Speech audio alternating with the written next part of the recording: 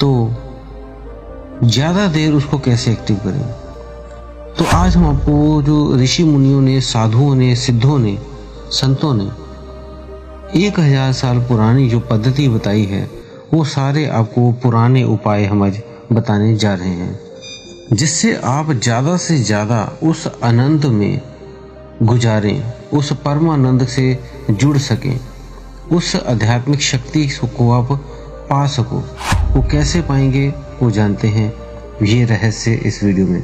तो वीडियो में अंत तक बने रहें ताकि आपको भी वो रहस्य आज पता लग सके जो हजारों सालों से हमसे हिडन है, छुपा है। जो तरीका आज आपको पता लग जाएगा जिससे आप भी आगे बढ़ सकते हैं, ध्यान की उस परम ऊंचाई को छू सकते हैं। तो आप सभी का हम स्वागत करते हैं आपके। हमारे योगियों ने, ऋषि मुनियों ने ध्यान करने से आनंद का बहुत ज़्यादा बताया हुआ है। जब आप सुषुम्ना नाड़ी में होते हैं, सुषुम्ना नाड़ी क्या होता है? ईड़ा नाड़ी, पिंगला नाड़ी और सुषुम्ना नाड़ी। सुषुम्ना नाड़ी को सुखमन नाड़ी भी कहते हैं। सुख प्लस मन, जो मन को सुख दे उसे सुखमन नाड़ी बोलते हैं। तो ये जो है इसे ही हम देव नाड़ी भी बोलते हैं, क्योंकि इससे आप उन दिव्य शक्तियों से, उन देवताओं से जुड़ सकते हैं, इसलिए इसे देव नाड़ी भी बोलते हैं। अब इस नाड़ी में आम लोगों के मलिनता होने से उनकी कभी ईड़ा नाड़ी चलती है, कभी पिंगला नाड़ी चलती है, लेकिन जो साधु संत हैं उनके बहुत ज़्यादा से ज़्यादा समय उनकी सुषुम्ना नाड़ी चलती है। ऐसा क्यों? क्योंकि उनके भीतर ईड़ा में, जैसे हम लोगों में बहुत ज़्यादा विकार पैदा हो जाते हैं तो ईड़ा चलती है। पिंगला में ज़्यादा विचार आ जाए, फ्यूचर की सोच आ जाए तो पिंगला चलती है, तो उसमें बाधा है। जब दोनों संतुलन हो, बराबर हो, बैलेंस हो, जैसे तकड़ी की तरह, जैसे आप देखते हो जब तोलते हैं तो भार बराबर जब होता है तो अपने आप कांटा सीधा बीच में आ जाता है। आप सब्जी लेने जाते हो, कुछ सामान लेने जाते हो, तो आप देखते हो जब कांटा तोलते हैं तो क्या होता है। उसी तरह ईड़ा और पिंगला अगर बैलेंस हो जाए तो सुषुम्ना नाड़ी चल जाती है, और वो अध्यात्म का रास्ता है जिससे कुंडलिनी पास होकर आपके सहस्त्रार में आती है। तो वो साधु संत इसीलिए वो आनंद में डूबे रहते हैं, क्योंकि वो बैलेंस में होते हैं, सुषुम्ना नाड़ी में होते हैं, और उन्हें हमेशा आनंद ही महसूस होता रहता है। तो इसलिए जिनकी ज़्यादा नाड़ी, सुषुम्ना नाड़ी चलती है, वो शांति भरे होते हैं, सुख उनके भीतर होता है, हर चीज़ की तृप्ति होती है, संतोष होता है, और एक अमृत पान वो करते रहते हैं ध्यान के जरिए। तो जब व्यक्ति की जो 3 नाड़ियाँ, मुख्य नाड़ियाँ हैं, पूरे शरीर की 3 ही नाड़ियाँ मुख्य हैं, जिसे मास्टर नाड़ी भी बोल देते हैं। ईड़ा नाड़ी जो आपकी बाएं तरफ की होती है, इसमें पूरे मन के जो पिछले विचार होते हैं, पुराने भूतकाल की यादें, आपकी बार बार आपको पुरानी यादें आती हैं, तो मीन्स आप लेफ्ट ईड़ा नाड़ी में ज़्यादा रहते हो।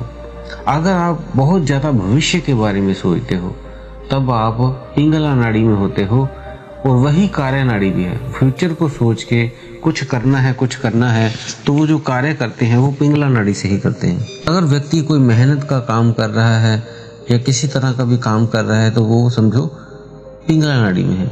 अब संतुलन में जब आता है, मीन्स वो शांत हो जाता है ध्यान के जरिए या किसी भी माध्यम के जरिए, तब वो सुषुम्ना नाड़ी में आ जाता है। जब वो सुषुम्ना नाड़ी में आता है तो ब्रह्मांड की ऊर्जा के साथ जुड़ जाता है।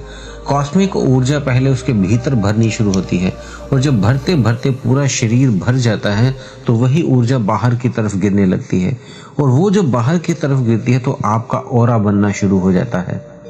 अब कैसे जागृत करें? पुराने संतों सिद्धों के आज फॉर्मूले आपको बताने जा रहे हैं, उपाय बताने जा रहे हैं, वो आप सुन लें ताकि आपके जीवन में भी ये काम आए। तो जब भी आपने कोई जल पीना है या मूत्राशय के लिए जाते हैं, मूत्र विसर्जन के लिए, या आप पुरानी यादों में हैं या मन से कुछ सोच रहे हैं, तो आपकी ईड़ा नाड़ी चल रही, तब ये काम करने हैं। कुछ सोच वाले, कुछ दिमाग लगा के कुछ करना है तो ईड़ा नाड़ी चलनी चाहिए। अगर आप भारी भरकम काम कर रहे हैं, वजन वाले काम कर रहे हैं, तो जब आपकी पिंगला नाड़ी चल रही हो या खाना खाना है तब आपकी राइट साइड चलनी चाहिए। और अगर आप बैलेंस में हैं, सुषुम्ना नाड़ी चल रही है, तो केवल और केवल ध्यान ही करना चाहिए। अब पहला तरीका तो यही है कि आप शांति से बैठे रहें, शरीर को बिल्कुल ना हिलाएं। अपने आप थोड़ी देर में बाद आपका मन शांत हो जाएगा और सुषुम्ना नाड़ी खुल जाएगी। लेकिन ये प्रोसेस 10 मिनट से लेकर 30 मिनट में होता है, तो इसलिए कईयों को आधा आधा घंटा ध्यान में बैठने के बाद सुषुम्ना नाड़ी खुलती है, फिर ध्यान की शुरुआत होती है समझिए।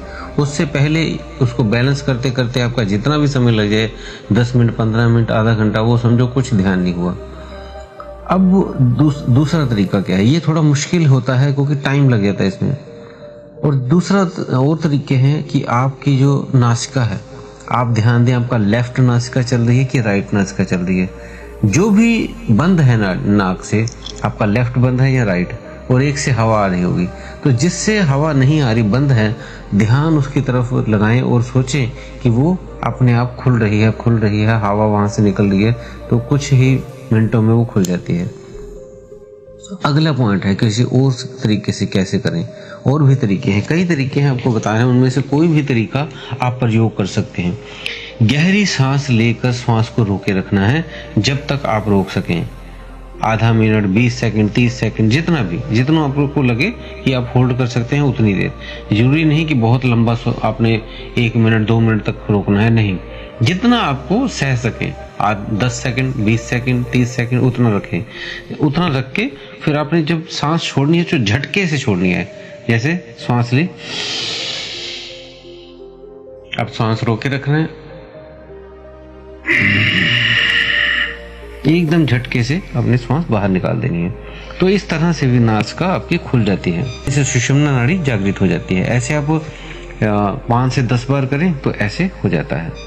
और कुछ प्राणायाम के जरिए भी खोल सकते हैं। अनुलोम विलोम करने से आपकी सुषुम्ना नाड़ी खुल जाती है। आप 10 मिनट अनुलोम विलोम करें, आपकी सुषुम्ना नाड़ी खुल जाएगी। चाहे कपालभाति कर लें 10 मिनट, तब भी सुषुम्ना नाड़ी खुल जाएगी।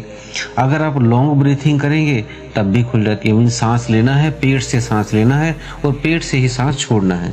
जब आप सांस लें तो पेट तक आपका आए, और जब आपने सांस छोड़नी है तो पेट अंदर की तरफ घुस जाए, ऐसा आपने करना है। तो जब लॉन्ग ब्रीथिंग करेंगे तब भी सुषुम्ना नाड़ी खुल जाती है। एक जल नैति क्रिया होती है, प्राणायाम में सिखाई जाती है, वो भी आप कर सकते हैं। उसके बाद आप रनिंग कर सकते हैं। जब आप रनिंग करते हैं, भागते हैं, तो जैसे आप 10 मिनट तक भागें, रनिंग करें, तो देखिए सुषुम्ना नाड़ी आपकी चल पड़ेगी। उसके बाद है और एक हंसने का तरीका।